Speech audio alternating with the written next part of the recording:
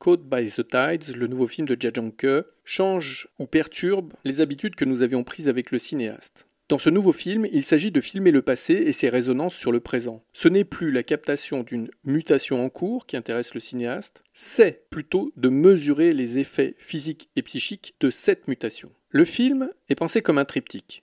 Premier volet, le portrait d'une société, d'une population qui devient le paysage chinois. Pour cela, et pour s'en convaincre, il suffit de voir comment Jia Zhangke réutilise des rushs qu'il avait tournés au début des années 2000 pour son film Plaisirs inconnus. Le panneau central va reprendre à peu près la même logique. Il va réutiliser des rushs tournés à l'occasion de Still Life, film de 2006. Le panneau central se recentre et insiste sur les échecs sentimentaux des individus conditionnés par une Chine qui souhaite combler ce qu'il a avant tout séparé de l'Occident, quitte à broyer les destinées. Enfin, le dernier panneau, le dernier temps, c'est le présent et les effets du Covid qui viennent clore ce chapitre de l'incommunicabilité. À ce sujet, dans la dernière partie, le cinéaste utilise des cartons qui traduisent les pensées et les propos échangés par ses protagonistes. Pas uniquement, il y a aussi des dialogues, mais il y a beaucoup de cartons. Pourquoi ? Tout simplement parce qu'ils deviennent des figures de l'incommunicabilité. Ce ne sont pas des mots qui sont prononcés, ce sont des mots qui sont écrits. Certes, une figure de l'incommunicabilité, mais pas que. C'est aussi une manière d'inscrire le film dans une tradition des récits d'amour impossibles, des récits d'amour déchus, des récits d'amour inassouvis.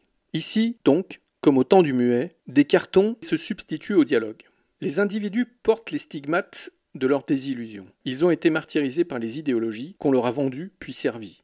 Le miracle économique ne concerne pas tout le monde. Il y a les élus, une classe dominante absente parce qu'invisible au commun des mortels, et le reste de la société, présent, mais dans une présence-absence, puisqu'ils semblent complètement déconnectés de ce qui leur arrive. La résignation est le mot, car les événements rencontrés dans la troisième partie font directement écho à ce que nous voyons dans la première partie et ce qu'elles ravivent de plaisirs inconnus dans nos mémoires. Mais cette fois, plutôt que de tenter d'intégrer une dynamique, un élan prétendument collectif, ils ne sont que spectateurs. Des scènes identiques à ce qu'ils ont vécu il y a plus de 20 ans, des répliques donc, se reproduisent devant eux. Une fascination pour le mirage promis, toujours le même, opère toujours. Mais, cabossée par l'existence, la caméra bouge moins et capte la fixité ou l'immobilisme forcé qui soumet Xiao Xiao, interprété par Cao Tao, et les autres. Une lenteur s'invite dans le découpage, et le cadre devient très large pour mieux isoler les personnages plus que pour les inscrire dans un décor. Au contraire même. Là où les rues de Datong regorgeaient de mouvements, de palpitations, parfois anarchiques, en 2002, il n'y a plus qu'ordre et contrôle.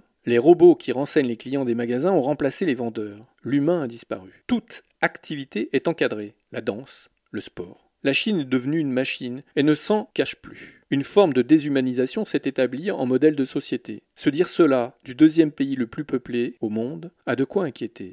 Mais une question demeure. Que se passera-t-il lorsque le peuple chinois s'éveillera ?